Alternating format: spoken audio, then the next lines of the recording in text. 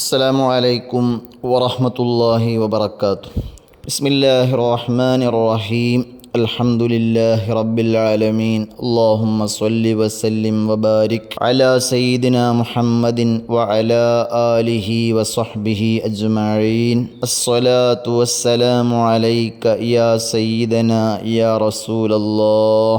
ആദരണീയരായ സഹോദരങ്ങളെ, പ്രിയമുള്ള സുഹൃത്തുക്കളെ, മങ്കൂസ് മൗലിദ് വിശദീകരണം ഭാഗം 15. റവാക അബുൽ അഹ്ബാർ റളിയല്ലാഹു അൻഹു لما أراد الله تعالى إظهار النور المخزون وإبراز الجوهر المكنون من عبد الله إلى بطن آمنة أطهر فتاة في العرب وذلك في ليلة الجمعة من شهر رجب أمر رضوان عليه السلام ففتح أبواب الجنان.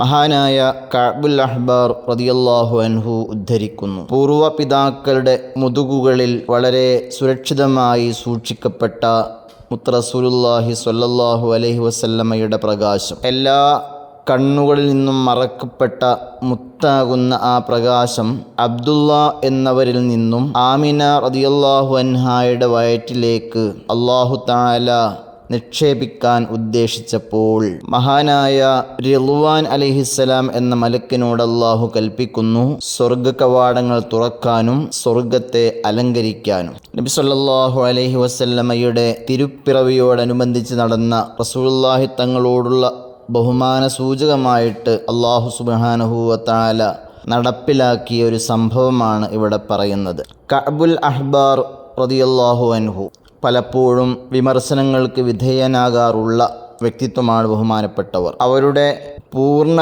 നാമം കഅബ് ബിൻ മാത്തിർ അൽ ഹിംയരി എന്നാണ്. കഅബുൽ അഹ്ബാർ എന്ന പേരിൽ അറിയപ്പെടുന്നു. ബഹുമാനപ്പെട്ടവർ റസൂലുള്ളാഹി സ്വല്ലല്ലാഹു അലൈഹി വസല്ലമയുടെ കാലത്ത് ഇസ്ലാമിലേക്ക് കടന്നു വന്നിട്ടുണ്ട്. മറ്റൊരു അഭിപ്രായത്തിൽ സിദ്ദീഖ് റളിയല്ലാഹു അൻഹുവിൻ്റെ കാലത്താണ് ഇസ്ലാമിലേക്ക് കടന്നു വന്നിട്ടുള്ളത്. പക്ഷേ നബി സല്ലല്ലാഹു അലൈഹി വസല്ലമയെ കാണാനുള്ള അവസരം കിട്ടിയിട്ടില്ല. അദ്ദേഹം വലിയ ആലിമാണ്, വിശ്വസ്തനാണ് എന്നതിൽ ആർക്കും തർക്കമില്ല.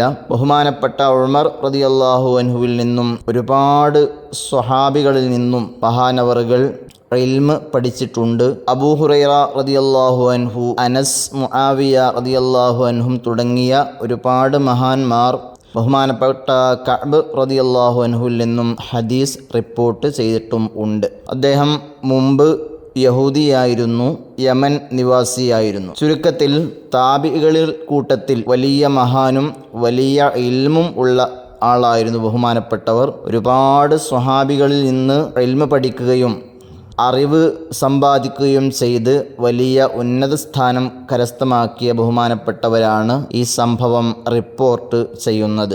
ബഹുമാനപ്പെട്ടവർ ഖുർആൻ പഠിച്ചവർ മാത്രമല്ല, മുൻകാല കിതാബുകൾ നല്ല പോലെ പഠിക്കുകയും ആ കിതാബുകളിൽ പറഞ്ഞ നബി സല്ലല്ലാഹു അലൈഹി വസല്ലമയുടെ എല്ലാ വിശേഷണങ്ങളും മനസ്സിലാക്കുകയും ചെയ്തിട്ടുള്ള ഒരു വ്യക്തിയാണ്. ബഹുമാനപ്പെട്ട ഉസ്മാൻ റളിയല്ലാഹു അൻഹുവിൻ്റെ ഭരണകാലത്താണ് അദ്ദേഹം വഫാത്താകുന്നത്. 100-ലധികം വയസ്സ് വരെ ജീവിച്ചു എന്ന് അവരുടെ ചരിത്രം നോക്കിയാൽ നമുക്ക് കാണാൻ കഴിയും. ഇവിടെ അൽ ജൗഹറുൽ മക്നൂൻ, എല്ലാ നേത്രങ്ങളിൽ നിന്നും മറക്കപ്പെട്ട മുത്ത് എന്നതുകൊണ്ട് ഉദ്ദേശ്യം നബി സല്ലല്ലാഹു അലൈഹി വസല്ലമയുടെ പ്രകാശമാണ്. ആദം അലൈഹിസ്സലാം മുതൽ അബ്ദുള്ള വരെയുള്ള പിതാക്കളുടെ മുതുകുകളിൽ സുരക്ഷിതമായിട്ട് സംരക്ഷിക്കപ്പെട്ടതാണ് ആ പ്രകാശം. റസൂലുള്ളാഹി തങ്ങളുടെ പിതാവാണ് അബ്ദുള്ള എന്നവർ. അബൂ ഖുസം എന്നാണ് അവരെ വിളിക്കുന്ന പേര്. സ്ഥാനപ്പേര് ദബീഹ് എന്നും നമുക്ക് കാണാൻ കഴിയും. ആ പേര് വരാനുള്ള കാരണം സുദീർഘമായ ചരിത്രം മഹാന്മാർ പഠിപ്പിക്കുന്നുണ്ട്. അബ്ദുൽ മുത്തലിബ് എന്നവർ സംസം കിണർ, രണ്ടാമത് മൂടപ്പെട്ട നിലക്ക് ഉള്ള ആ സംസം കിണർ അത് തിരിച്ച് കുഴിക്കാൻ വേണ്ടി ഉദ്ദേശിച്ചപ്പോൾ ഖുറൈശികളിൽ ഒരു വിഭാഗം മഹാനവറുകളെ തടയുകയും മറ്റു ചിലർ ശല്യപ്പെടുത്തുകയും ചെയ്തു. അന്ന് ഹാരിസ് എന്ന മകൻ മാത്രമാണ് അബ്ദുൽ മുത്തലിബ് അവർക്ക് ഉള്ളത്. ബഹുമാനപ്പെട്ടവർ നേർച്ചയാക്കി എനിക്ക് 10 ആൺകുട്ടികൾ ഉണ്ടാവുകയും അവരെല്ലാം എന്നെ സഹായിക്കുകയും ചെയ്യുന്ന ഒരു അവസ്ഥയുണ്ടായാൽ അവരിലൊരാളെ ഈ കഅബയുടെ പരിസരത്ത് വെച്ച് അല്ലാഹു തആലാക്ക് ബലിയറുക്കും എന്ന് ബഹുമാനപ്പെട്ടവർ അന്ന് നേർച്ചയാക്കി സംസം കുഴിക്കുകയും ബഹുമാനപ്പെട്ടവർക്കത് വലിയ മഹത്വം നേടിക്കൊടുക്കുകയും ചെയ്തു. കാലക്രമേണ മഹാനവർകൾക്ക് 10 മക്കൾ പൂർണ്ണമായി. ഹാരിസ്, സുബൈർ, ഹജിൽ, ളിറാർ, മുഖവ്വം, അബൂലഹബ്, അബ്ബാസ്, ഹംസ, അബൂ തോലിബ്, അബ്ദുള്ള, ഈ 10 മക്കൾ പൂർത്തിയായി നല്ല സന്തോഷകരമായിട്ട് ജീവിച്ചു കൊണ്ടിരിക്കുമ്പോൾ കഅബക്കു സമീപം കടന്നിറങ്ങുന്ന ഒരു രാത്രിയിൽ ബഹുമാനപ്പെട്ടവർ സ്വപ്നം കാണുകയാണ്. അബ്ദുൽ മുത്തലിബ്, നിങ്ങൾ മുൻപ് ഒരു നേർച്ച നേർന്നിരുന്നു. ഈ വീടിൻ്റെ ഉടമസ്ഥനായ റബ്ബിനൊരു നേർച്ച നിങ്ങൾ നേർന്നിട്ടുണ്ടായിരുന്നു. അത് പൂർത്തിയാക്കാനുള്ള സമയമായിട്ടുണ്ട്. കാലക്രമേണ മറന്നുപോയ ബഹുമാനപ്പെട്ടവർ ഈ സ്വപ്നം കണ്ടപ്പോൾ പേടിച്ചുകൊണ്ട് ഉണരുകയും ഒരാടിനെ അറുത്ത് സാധുക്കൾക്ക് വിതരണം ചെയ്യുകയും ചെയ്തു. അടുത്ത ദിവസം ബഹുമാനപ്പെട്ടവർ വീണ്ടും സ്വപ്നം കാണുന്നു. ആടിനേക്കാൾ വലിയ ഒരു ജീവിയെയാണ് നിങ്ങൾ ബലി കൊടുക്കേണ്ടത്. ഉറക്കിൽ നിന്ന് ഉണർന്നു ഒരു മാടിനെ ബഹുമാനപ്പെട്ടവർ ബലി കൊടുത്തു. വീണ്ടും ഉറങ്ങിയപ്പോൾ സ്വപ്നദർശനം കിട്ടി, മാടിനേക്കാൾ വലിയ ജീവിയെ നിങ്ങൾ ബലി കൊടുക്കണം എന്ന്. ഉറക്കിൽ നിന്ന് ഉണർന്നു ഒരു ഒട്ടകത്തെ ബലി കൊടുക്കുകയും സാധുക്കൾക്ക് വിതരണം ചെയ്യുകയും ചെയ്തു. അടുത്ത ദിവസം വീണ്ടും ഉറങ്ങിയപ്പോൾ മഹാനവറുകൾ സ്വപ്നം കാണുന്നു, ഒട്ടകത്തേക്കാൾ വലിയ ഒരു ജീവിയെ നിങ്ങൾ ബലി കൊടുക്കണമെന്ന്. ആ സമയത്ത് മഹാനവറുകൾ ചോദിച്ചു, ഒട്ടകത്തേക്കാൾ വലിയ ജീവി എന്താണ്? മഹാനവറുകൾക്ക് നിർദ്ദേശം കിട്ടി, നിങ്ങൾ മുമ്പ് 10 മക്കളുണ്ടായാൽ 10 ആൺമക്കളുണ്ടായാൽ ഒരു മകനെ ബലി കൊടുക്കുമെന്ന് നേർച്ചയാക്കിയിരുന്നു. അതുകൊണ്ട് നിങ്ങൾ ആൺമക്കളിൽ ഒരാളെ നിങ്ങൾ ബലി കൊടുക്കണം. അപ്പോഴാണ് ബഹുമാനപ്പെട്ടവർക്ക് താൻ നേർച്ചയാക്കി ആ സംഭവം ഓർമ്മ വരുന്നത്. മക്കളെയെല്ലാം വിളിച്ചുകൂട്ടി അവരോട് വിവരം അറിയിച്ചു.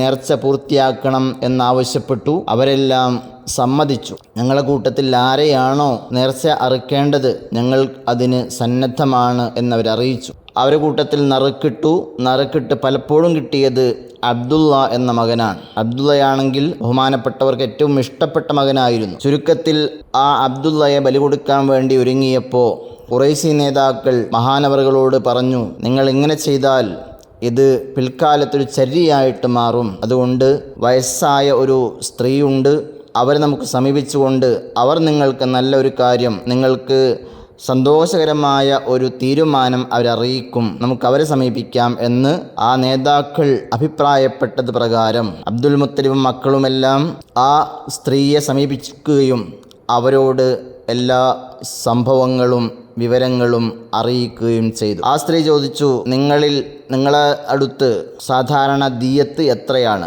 ദണ്ഡം കൊടുക്കൽ എത്രയാണ്? അവർ പറഞ്ഞു 10 ഒട്ടകമാണ്.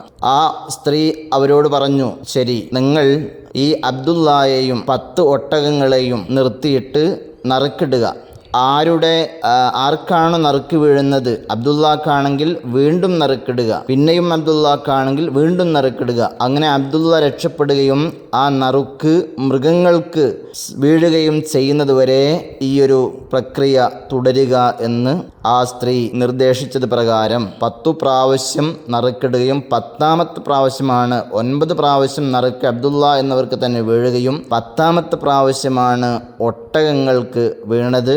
ആ 10ാമത്തെ പ്രാവശ്യം ഒട്ടകങ്ങൾക്ക് നറുക്ക് കിട്ടിയതുകൊണ്ട് 100 ഒട്ടകങ്ങളെ പകരം ബലി കൊടുത്തുകൊണ്ടാണ് ബഹുമാനപ്പെട്ട അബ്ദുള്ള എന്നിവർ രക്ഷപ്പെട്ടത് എന്ന് സീറാ കിതാബുകളിൽ കാണാം. അതുകൊണ്ട് ആണ് നബി സല്ലല്ലാഹു അലൈഹി വസല്ലമയുടെ ഹദീസിൽ കാണാം, അന ഇബ്നു ദബീഹൈൻ, ഞാൻ 2 ദബീഹുകളെ മകനാണ്. അഥവാ അബ്ദുള്ള എന്നവരുടെയും ഇസ്മായിൽ അലൈഹിസ്സലാമിൻ്റെയും ഉപ്പയാകുന്ന അബ്ദുള്ളയുടെയും ഉപ്പാപ്പയാകുന്ന ഇസ്മായിൽ നബിയുടെ മകനാണ് എന്ന് ബഹുമാനപ്പെട്ട നബി സല്ലല്ലാഹു അലൈഹി വസല്ലമ പറഞ്ഞിട്ടുള്ളത്. കച്ചവട യാത്രയിൽ കഴിഞ്ഞ് മടങ്ങുന്ന അവസരത്തിൽ മദീനയിൽ വെച്ചുകൊണ്ടാണ് ബഹുമാനപ്പെട്ടവർ വഫാത്തായത്. അബ്ദുള്ള എന്നവർ മരണപ്പെട്ടത് 18 വയസ്സായിരുന്നു എന്നും 20 വയസ്സായിരുന്നു എന്നും അഭിപ്രായമുണ്ട്. റസൂലുള്ളാഹി സ്വല്ലല്ലാഹു അലൈഹി വസല്ലമയുടെ ഉമ്മ അന്ന് 2 മാസം മുത്തുനബി സ്വല്ലല്ലാഹു അലൈഹി വസല്ലമയെ ഗർഭം ധരിച്ച സമയമായിരുന്നു. അല്ലാഹു സുബ്ഹാനഹു വ തആല നബി സല്ലല്ലാഹു അലൈഹി വസല്ലമയെ സ്നേഹിക്കുന്ന അവിടുത്തെ മുഹിബ്ബീങ്ങളിൽ നമ്മെ എല്ലാവരെയും ഉൾപ്പെടുത്തി അനുഗ്രഹിക്കട്ടെ. അസ്സലാമു അലൈക്കും വറഹ്മത്തുള്ളാഹി വബറകാതുഹു.